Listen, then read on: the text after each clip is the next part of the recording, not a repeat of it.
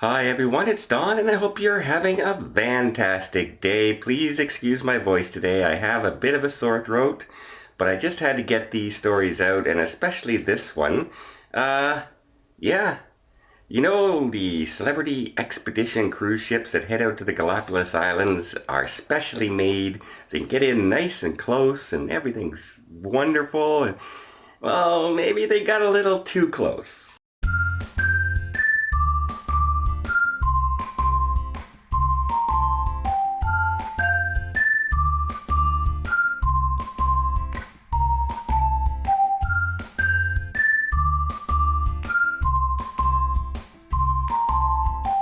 That's right, the Celebrity Xpedition, one of the best known cruise ships for heading to the Galapagos Islands.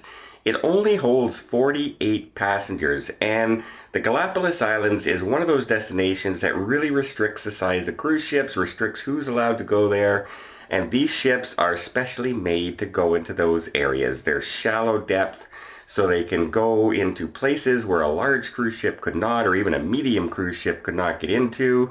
They're specially made so that people can enjoy diving and head out to the island without disturbing the natural habitat of the Galapagos. Not only that, did you know that the Galapagos Islands, the entire staff on board has to be from that area? They can't be from Norway and India or any place like that.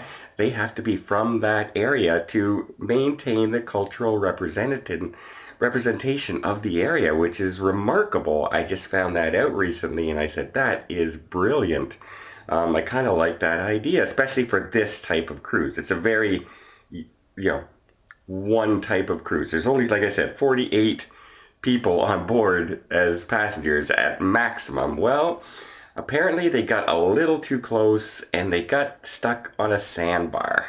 It was not a rocky shore or anything, it was a sandbar. So they were a little bit worried to get it refloated, so they brought over their sister ship, the Flora, and unloaded the passengers and from one ship to another, and they brought them back to a nearby port. But in the meantime, while all that was happening and they're on their way back, they refloated the ship, they brought it to the same port, and they were checking for damage. Now apparently there doesn't appear to be any damage whatsoever, no leakage, no nothing. It was, basically like you getting your car stuck in the snow. You just can't go. It's soft and everything, but you're just staying there until the water level rose enough for them to get the ship unstuck. Now, the passengers being interrupted, as you know, this is a really expensive cruise. We're talking about $10,000 if you're heading to that area per person. It's not a cheap itinerary, but again, Celebrity, which is part of Royal Caribbean, is doing things right. They've already given the passengers their money back, as well as a future cruise credit as well. So yeah, you're still in the Galapagos, you still had part of your vacation, and you get your money back, and you're getting a future cruise credit as well. Good job by Royal Caribbean.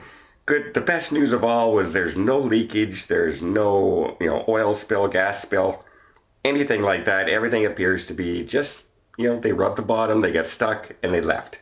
And no passengers are injured. No one was really, in any danger whatsoever. So that this story could have been much, much worse than it is. If they would have hit like a rocky shore and tore open a side and leaked gas or oil in that area, it could have been horrific. But luckily, it was not. It just a slight sandbar. I'm sure there's going to be questions to the captain as how he got stuck on a sandbar and was he on the normal courses. In these areas, a lot of people say, well, why don't you have the depth perception and the radar and seeing how deep you are? Well, in some of these areas, you're not allowed to have that because if there's, say, mating whales or anything of a species of that kind in the area, they don't allow it because it can interfere with the feeding and the breeding of the natural species. So you have to know where you're going, you have to have your planned route, and so I'm sure those questions will be asked. But the best news is no leaks, no damage, everything seems fine, and everyone's happy, and no one was injured.